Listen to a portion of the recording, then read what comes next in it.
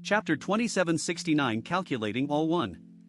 Having obtained the core intelligence, Zhang Yi immediately convened a meeting of his core team members.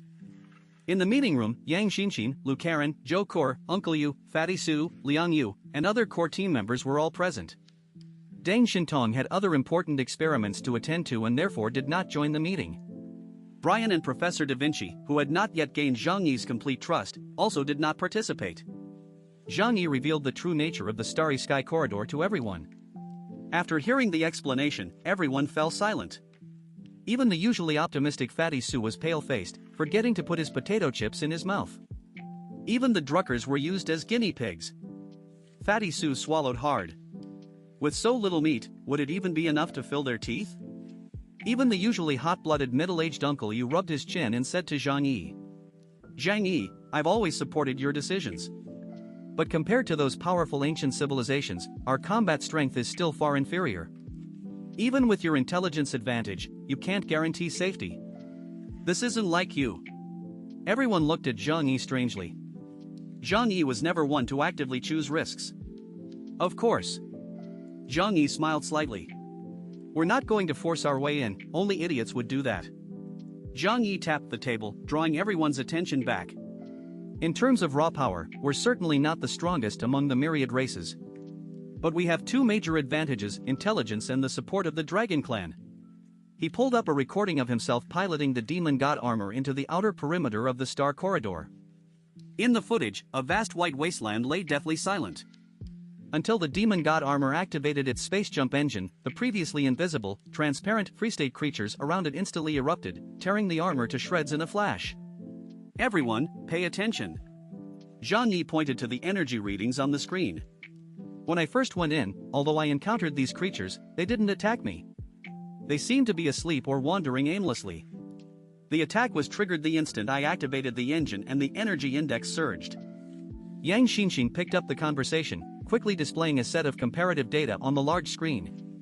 Combining the biosecurity protocol from the Jaman records, we can draw a conclusion. These free-floating creatures, the guardians of the Star Corridor, are triggered by intense energy fluctuations and strong vital signs. Simply put, as long as you don't indiscriminately release high-intensity supernatural abilities there, or even lower your heart rate and body temperature to a state similar to a corpse, you're safe. Hearing this conclusion, Uncle Yu's eyes lit up, and he slapped his thigh. "Got it. It's playing dead." "Something like that."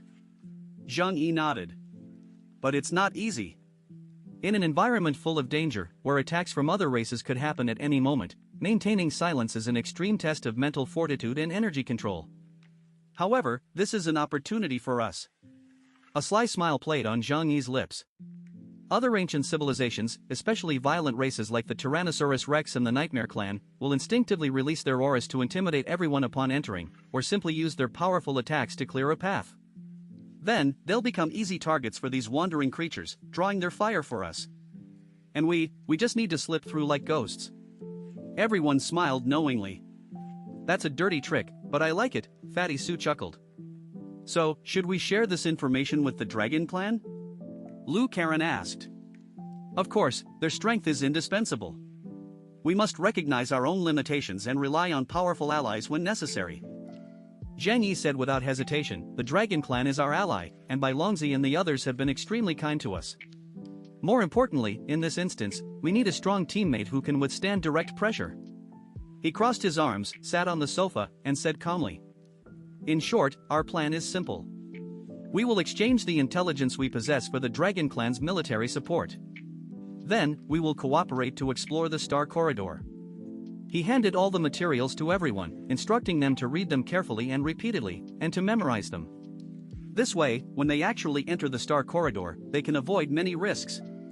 Zhang Yi quickly sent the research report on the free-floating creature triggering mechanism to Bai Longzi via an encrypted channel. In less than 5 minutes, Bai Longzi's reply arrived. Only a few simple words: "Great minds think alike." Accompanying this was a detailed star map from within the Dragon Clan, outlining the surrounding environment of the Star Corridor and several potential safe havens. Clearly, the Dragon Clan's millennia-old foundation was not to be underestimated. They too had researched and developed some intricacies, perhaps even more thoroughly than Zhang Yi. This exchange of intelligence further solidified the alliance between the two sides. While Zhang Yi and his group were preparing for the Star Corridor, in another crucial location of the Huasu Kingdom, the Deng's Biotechnology Park in the new district of Tianhai City, a life-or-death gamble was underway. Since the battle 2 years prior, Deng Yuanbo, the head of the Deng family, had made an extremely decisive decision to relocate all of the Deng family's core assets, personnel, and technology to Tianhai City, completely tying them to Zhang Yi's power. The Deng family had now become a leader in the Huasu Kingdom's biotechnology field. Inside a top-secret laboratory 500 meters underground, massive culture tanks stand in rows. These aren't ordinary clones, but millions of genetically edited embryos. The genetic templates all come from epsilon-level inhumans. Deng Shintong once shamelessly approached Zhang Yi, wanting his genetic material, only to be coldly rejected. He was joking, he was the kind of man who would drink chilly water afterward, extremely cautious. How could he possibly hand over his life information to someone else? If it fell into the hands of a rule-based ability user, they might curse him to death. However, as a second-best option, Zhang Yi did provide him with several body parts from powerful alien races. Over the years of warfare, he had slain countless powerful individuals, and he had carefully preserved the flesh and blood of knight-level experts. He conveniently gave some to Professor Da Vinci and Zhou Core for their research, and also provided some to the Deng family. Chapter 2770 Calculating All 2. Deng's technology extracted genetic material from biological samples and then used cloning technology to create a large number of embryos. The sole purpose of these embryos was to steal heavenly fire. Using a massive amount of life energy, they would steal fragments of power scattered by the Creator within the ether to artificially create superhumans. At this moment, deep within the laboratory, beside a transparent pool filled with a highly concentrated spiritual liquid, Deng Shintong stood naked.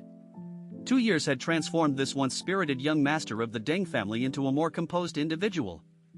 His former arrogance and disdain had been replaced by a cautious and measured demeanor. He looked at his strong body, which, while robust, still appeared frail in the presence of top-tier experts, and a flicker of resentment crossed his eyes. The gap is widening. Deng Shintong clenched his fists, his nails digging deeply into his palms. He had witnessed Zhang Yi grow from a superhuman on par with him into a black knight who made the world tremble.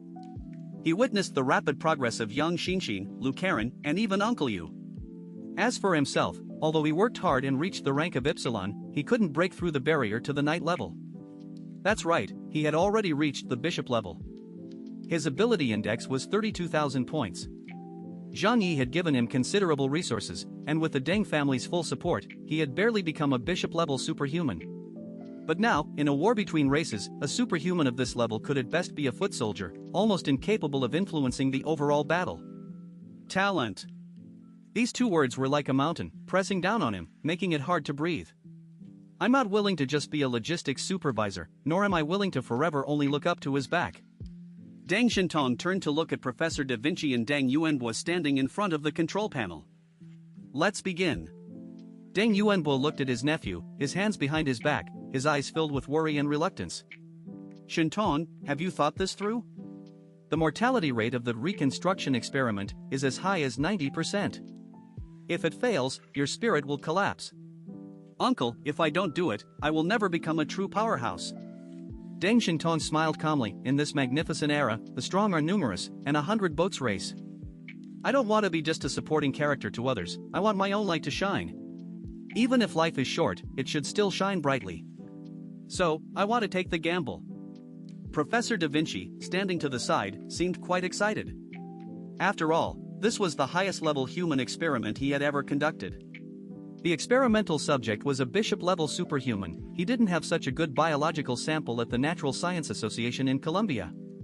He wiped the drool from the corner of his mouth and said, "Don't worry, hiccup. With me here, and the gene stabilizer provided by Zhang Yi, the success rate can be increased to at least 30%. That's already a high probability in a high-stakes gamble. 30%, that's enough." Deng Shintong took a deep breath and stepped into the transparent pool of spiritual matter. Buzz. As the device activated, countless probes, as thin as hair, pierced his body. This wasn't an ordinary injection, it was a process of disassembling him on both physical and spiritual levels. The reshaping of a spirit requires first breaking down everything that is already there. Like limb regeneration, the missing limb must first be cut off before the new one can be stitched together. Excruciating pain. An indescribable pain instantly overwhelmed Deng Shintong's consciousness. It felt as if someone were using a dull knife to slice off pieces of his soul, then throwing them into a meat grinder and turning them into a pulp. The CT force field that had enveloped his spirit, protecting him from external corruption, was forcibly shattered by this violent technological force. Deng Shintong's consciousness instantly detached from his body. When he regained his senses, he found himself falling into an endless sea of light. He could no longer see his own body, only a pristine, boundless white ocean. Countless points of light floated in the ocean, and he became one of those points. The Sea of Ether. Here, there was no gravity, no time, no pain. Only endless warmth and peace. It felt like returning to his mother's womb or like snow melting under the warm sun. So peaceful. I just want to sleep like this. A voice seemed to whisper in Deng Shintong's ear. Why resist? Merge into this place. This is where everything ends. Everything you desire is here. It was too comfortable. Like someone who has worked continuously for a month and suddenly sheds all their burdens, enjoying a soak in a hot spring. Forgetting worries, forgetting conflicts, no need to bear the pressure of responsibility, no need to care about others' opinions. Just like that, he drifted in an ocean of comfort, carefree. Deng Shintong's consciousness began to dissipate, the edges of his spiritual body were slowly dissolving, about to become part of this vast sea of light. Just as he was about to completely lose himself, a face suddenly appeared in his mind. It was Zhang Yi's face. That face, always carrying a faint hint of mockery, forever composed, as if it could hold up the sky even if it collapsed. Deng Shintong, is this all you've got? Didn't you want to surpass me? Die here, what will you use to surpass me? An intense, overwhelming sense of shame and jealousy instantly transformed into a raging inferno, igniting Deng Shintong's dying will. No. I don't want to die. I don't want to be absorbed into this bullshit ether. I am Deng Shintong. I am the man who will stand at the top of the world. If I can't even resist this little temptation, how can I surpass Zhang Yi? He roared silently from the depths of his soul. That intense sense of self forcefully resisted the assimilation of the etheric sea, like a demon crawling out of the abyss, grasping at a dangling spiderweb. Boom! In the real world, more than a month had passed. Deng Shintong fell into a deep sleep, his vital signs sustained entirely by intravenous nutrition. His brainwaves had long since disappeared, as if his soul had left his body. However, everyone kept watch day and night, even Professor Da Vinci and Deng Yuanbua, relying on medication to stay awake, keeping their eyes glued to the spot for 24 hours straight. The spirit pool suddenly boiled, then exploded. A completely new figure, radiating golden light, slowly rose from the pool. His skin was as translucent as jade, and his eyes shone with a divine golden light. Deng Shintong felt no passage of time, it was as if he had only lingered in the sea of ether for a minute, or perhaps a year. But now, he had truly changed, he was no longer the same as before. His spirit had been reshaped, transcending its former constraints.